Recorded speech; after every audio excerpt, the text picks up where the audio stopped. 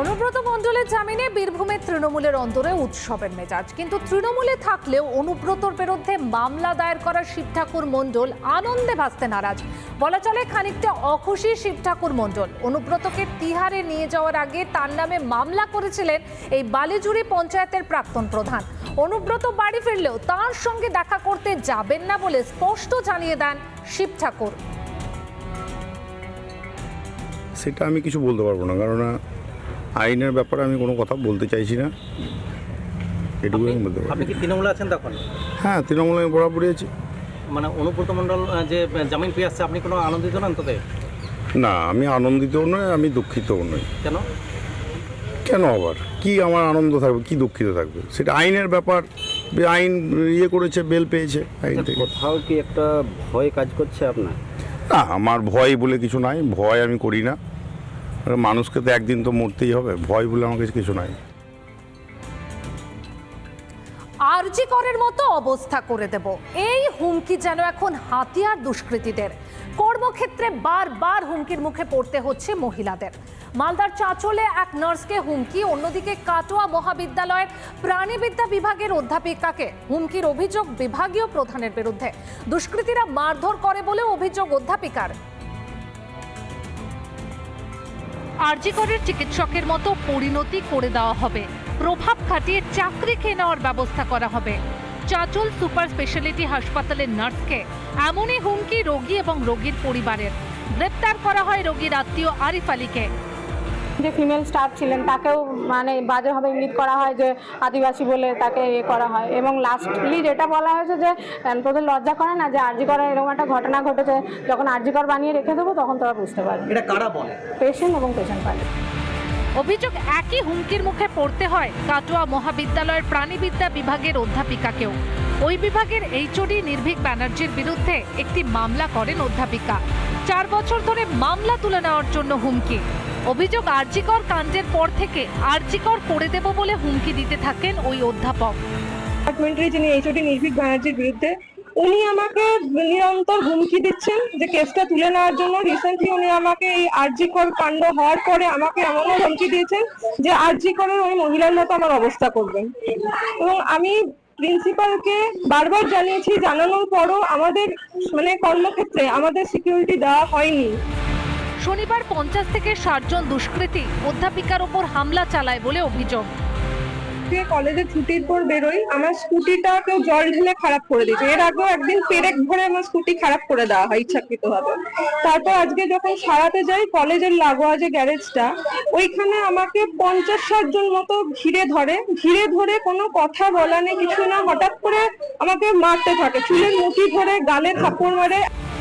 অধ্যক্ষের দাবি এই ঘটনা নিন্দনীয়। কলেজের বাইরে তো বহু সিসিটিভি আছে, এবং যে কোনো ঘটনা ঘটলে তো তারা সব মানে বার করে দেন।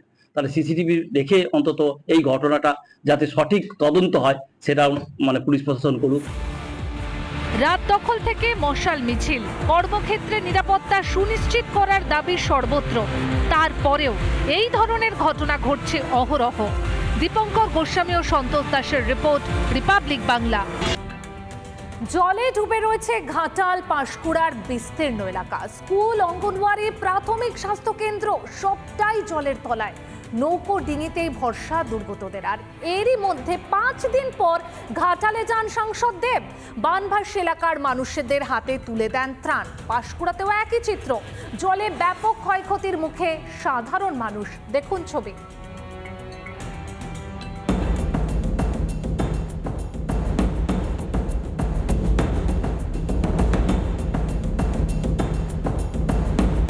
চারিদিকে জল আর জল, বিঘার পর বিঘার যদ্দূর চোখ যায় শুধুই জল।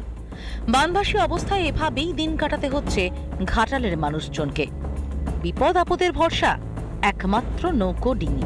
আমি দাঁড়িয়ে রয়েছি ঘাটালের আরগোড়া চাথালে, এবং এই চাথালের কি অবস্থা আমাকে দেখলেই বুঝতে পারবে। নৌকোটাই কিন্তু বিভিন্ন ওয়ার্ডের ভেতরে যাচ্ছে, এবং সব থেকে বড় বিষয় এই যে নৌকো যাচ্ছে, আমি দেখাবো, আমার পেছনে একটা দড়ি রয়েছে।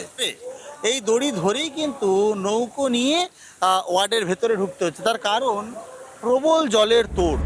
স্কুল বিল্ডিং ডুবেছে জলে, ডুবেছে আইসিডিএস সেন্টার, হেলথ সেন্টারও।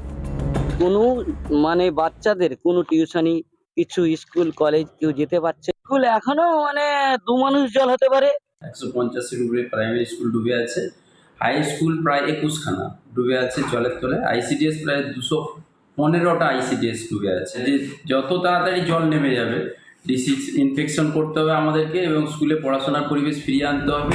প্রতি বছর সাংসদ থেকে শাসক দলের নেতাদের মুখে শুধু শোনা যায় ঘাটাল মাস্টার প্ল্যানের বুলি। কবে হবে এই মাস্টার প্ল্যানের বাস্তবায়ন? ক্ষোভে ফুঁসছেন স্থানীয়রা। তবে আমার জ্ঞানে শুনেছি মাস্টার প্ল্যান আমি জানি না আমি আমার বেঁচে থাকতে থাকতে দেখতে পাবো কিনা। হবে না, আমি বলছি তো হবে না। এই খালি পকেটে লেবন জুস রয়েছে, আয় খাবি আয়। বেশি নাই, ভোটের সময় প্রতিশ্রুতি সবাই দিয়ে যাচ্ছে, কিন্তু তারপর আর কেউ দিচ্ছে না। যে মানুষ কিভাবে আছে, কি যন্ত্রণা ভুগছে সেটা কেউ দেখছে না। দুর্গতদের পাশে দাঁড়াতে এদিন ঘাটালে যান মন্ত্রী জাভেদ খান এবং সাংসদ দেব। ঘুরে দেখেন বিস্তীর্ণ এলাকা, ত্রাণ তুলে দেন স্থানীয় বাসিন্দাদের হাতে।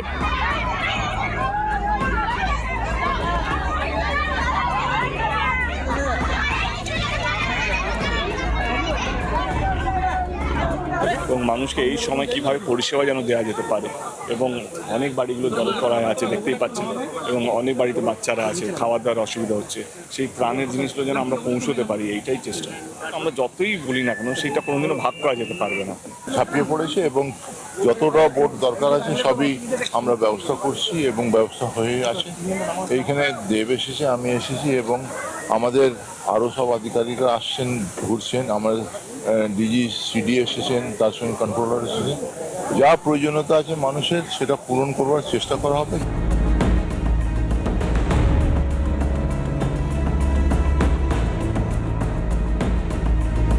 জলবন্দি পাঁশকুড়াবাসীও। ক্ষতিগ্রস্ত বিঘার পর বিঘা চাষ জমি, বেশ কিছু মাটির বাড়ি ও পাকা বাড়িও ক্ষয়ক্ষতির মুখে। আমার বাড়ির অবস্থা মানে পুরো ভেঙে চুরমার হয়ে গেছে, কিছুই নেই। মানে তিরপলের উপরে ছাউনিতেই আছি আপাতত। সরকারি আপাতত এখনো কিছু ত্রাণ আসেনি। আমরা সবার সাহায্য নিয়ে সবার পাশে দাঁড়ানোর চেষ্টা করছি।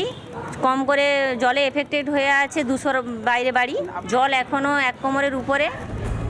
এর মধ্যেই ফের নিম্নচাপের ভ্রুকুটি। সোমবার থেকে আরও দুর্ভোগ বাড়ার আশঙ্কা। পরিস্থিতি আরও খারাপের দিকে যাবে বলেই সিঁদুরে মেঘ দেখছেন ভুক্তভোগীরা। সুদীপ্ত দাস, প্রসূন ব্যানার্জির রিপোর্ট, রিপাবলিক বাংলা।